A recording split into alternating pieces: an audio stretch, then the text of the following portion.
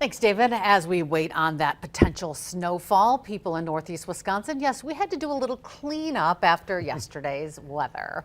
Yeah, we did. Live team coverage of the local impact of the first winter storm of the year. Let's go first to Samantha Cavalli, live in Fox Cities, to see how crews have been cleaning up last night's mess. Samantha.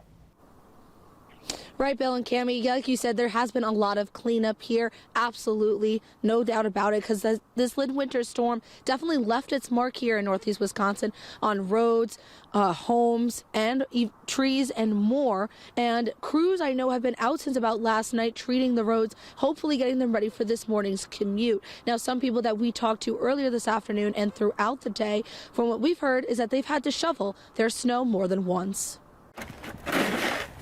Shoveling, snow blowing. It's quite the little snowfall we got, I guess. The Fox Valley is cleaning up after the biggest snowfall northeast Wisconsin has seen this winter. I thought it was going to be done the first round, but it came back again, so here I am twice. Northeast Wisconsin residents saw between 4 and 7 inches of snow. It's just the second time this year there has been snow. So many people during their snow day Tuesday got out and enjoyed building snowmen. While some say the snow is an inconvenience, it's bringing in business for others. Well, we have about a couple hundred customers, so we don't get any extra calls, but we have to take care of the current customers we already have, and they are impatiently waiting most of the time. Yeah. Some residents are calling this winter a mild one. I was talking to somebody this morning how there was more snow when I was littler, but maybe because I was closer to the snow. It looked like more snow, I don't know.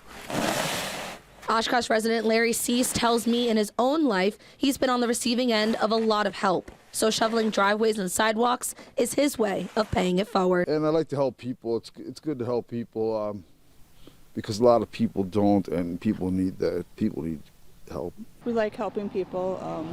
A lot of people can't get out and do it themselves, so we're able to, so we do it. He also provided these tips and tricks for shoveling. Don't try to do it all at one time and take breaks as the snow is pretty heavy.